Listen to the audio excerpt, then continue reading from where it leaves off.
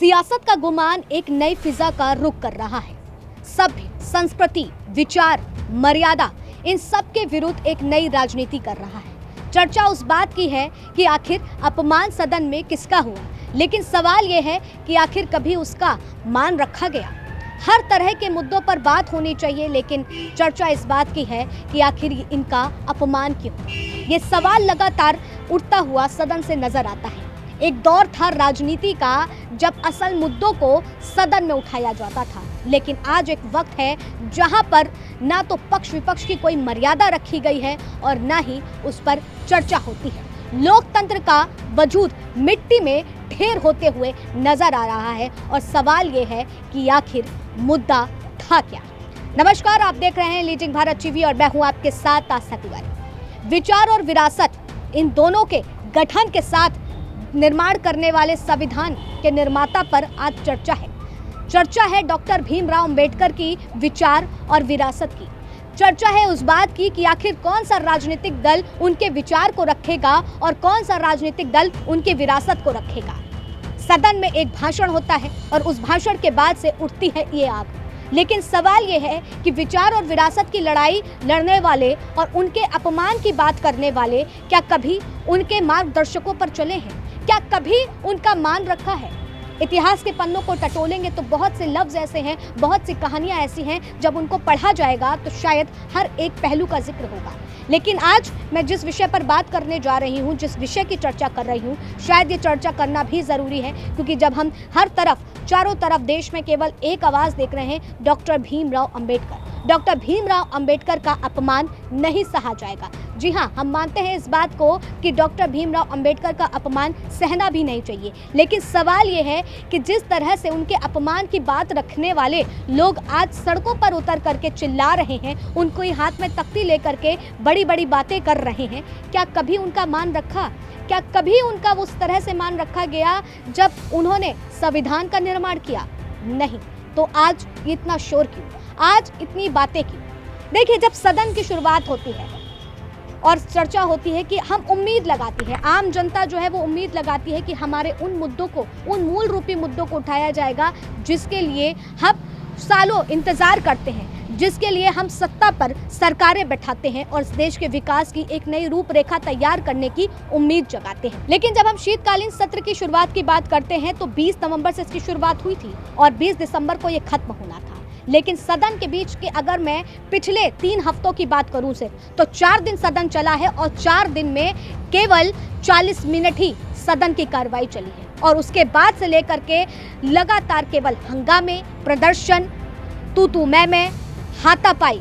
यानी कि अगर हम बात करें तो पूरी तरीके से राजनीति की जो परिभाषा है वो हाथापाई में तब्दील होती चली गई। राजनीति जो कभी कूटनीति की तस्वीर की इबारत रखती थी, वो आज पूरी तरीके से तू मैं के अनुसार चल रही है। ये वर्तमान की स्थिति पैदा हो गई है। अब इन सब के बीच में जब हम मुद्दों की बात करते हैं, जब हम ये बात करते हैं कि एक दौर था राजनीति का जब मर्यादा के साथ पक्ष विपक्ष अपने मुद्दों को रखता था, एक उम्मीद होती थी जनता को कि हमारे मुद्दों को सदन के भीतर उठाया जाएगा। तो इस बार भी जनता को उम्मीद थी, जनता को उम्मीद थी कि मणिपुर की महिलाओं के लिए आवाज़ उठेगी, जनता को उम्मीद थी कि बांग्लादेश के मुद्दों पर चर्चा होगी, जनता को उम्मीद थी कि गरीबी का शोर जो है सदन के भीतर गूंजेगा, जनता को उम्मीद थी कि देश के भविष्य की आवाज़ की इबारत लिखी जाएगी और जनता को उम्मीद थी कि देश की आज़ादी के लिए बलिदान देने वाले जिस तरह से देश के विकास की रूपरेखा उस समय तय कर गए थे, सदन के भीतर पक्ष विपक्ष इस बात को लड़ते हुए दिखना चाहिए था। मगर अफसोस, लड़ाई किस बात पर होती है? अपमान की। लड़ाई किस बात पर होती है? उन चीज़ों को लेकर के जिसका कोई अस्तित्व ही उस तरह से पहले नहीं रखा गया। लड़ाई किस बात पर हुई? जिनको कभी उनका मान नहीं दिया गया। लड़ाई किस बात की हुई कि सदन में उनके देहांत के बाद 34 साल लग गए उनकी तस्वीर सदन के अंदर टंगने में, और आज वही विपक्ष ये बात रख रहा है। देखिए, मसला ये नहीं है कि किन बातों पे चर्चा हो रही है और किन बातों पे नहीं, किसने किसका अपमान किया और किसने कितना काम किया। मसला इस बात का है कि चाहे वो सत्ता पक्ष हो या फिर विपक्ष, दोनों ही केवल वोट बैंक के नाम पर अपनी रोटियां सदन के भीतर सेकते हुए नजर आ रहे हैं। दोनों ने ही राजनीति को पूरी तरीके से चकनाचूर कर दिया है, धूमिल कर दिया है। लेकिन जब बात होती है असल मुद्दों को उठाने की, तो ये सदन के भीतर रहने वाले उस लोकतंत्र की मजबूती को केवल दीमक की तरह चाट रहे हैं और अन्यथा कुछ भी करते हुए नजर नहीं आ रहे। क्योंकि सवाल है दलित वोटों का, सवाल है उस 18% आबादी का जो 18 करोड़ वोट जब लोकसभा के चुनाव होंगे, विधानसभा के चुनाव होंगे, उसमें डाले जाएंगे, कहीं वो लोग नाराज ना हो जाए। सवाल इस बात का है कि धर्म के नाम पर मिलने वाला वोट कहीं रूठ ना जाए।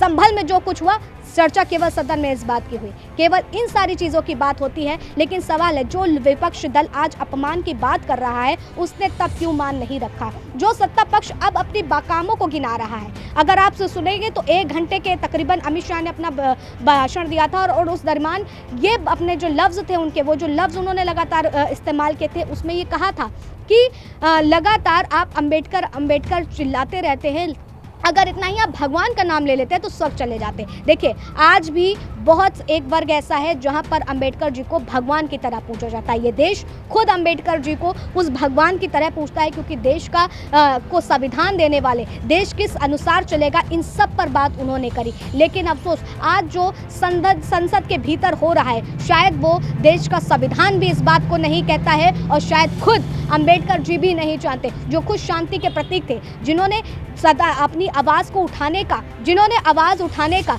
सबके लिए कानून बनाया, अपनी बात को रखने का कानून बनाया, लेकिन उन्होंने कभी इस तरह से शांति भंग करने का कानून नहीं बनाया। और अगर प्रदर्शन की बात है, इतने ही प्रदर्शन लाखों अगर आप सदन के भीतर करके अपनी आवाज़ को उठाने का प्रयास कर रहे हैं, तो रोज़ाना जंतर मंतर पर होने वाले प्रदर्शन को क्यों चुप्पी साध दी जाती है? उनके मुद्दों को सदन के भीतर क्यों नहीं ले जाया जाता? ये गंभीर विषय है जिस पर चर्चा करना जरूरी था। मैं यहाँ ना तो किसी पक्ष की बात कर रही हूँ, ना ही मैं विपक्ष का साथ दे रही हूँ। मैं उस मुद्दे को रख रही हूँ, उस इतिहास के पन्नों को टटोलने का प्रयास कर रही हूँ, जो शायद आज देश के सदन के भीतर बैठने वाले सांसद, बैठने वाले वो सियासत के सभी दल के राजनेता चुप्पी साधे हुए हैं, जो देश के विकास की बात करते हैं लेकिन देश के भविष्य को सड़कों पर ले आते हैं, जो देश से गरीबी हटाने की बात करते हैं लेकिन सदन के अंदर उस गरीबी का शोर तक नहीं गूंजता है। और यही वजह है कि इस देश में हम किस तरह से सोचें कि देश का विकास एक नई इबारत को लिखेगा, हम किस तरह से सोचें कि देश